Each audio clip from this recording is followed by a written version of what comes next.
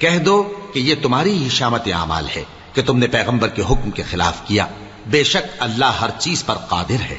और जो मुसीबत तुम पर दोनों जमातों के मुकाबले के दिन वाक़ई हुई सो अल्लाह के हुक्म से वाक़ई हुई, और उससे यह मकसूद था कि अल्लाह मोमिनों को अच्छी तरह मालूम कर ले और मुनाफिकों को भी मालूम कर ले।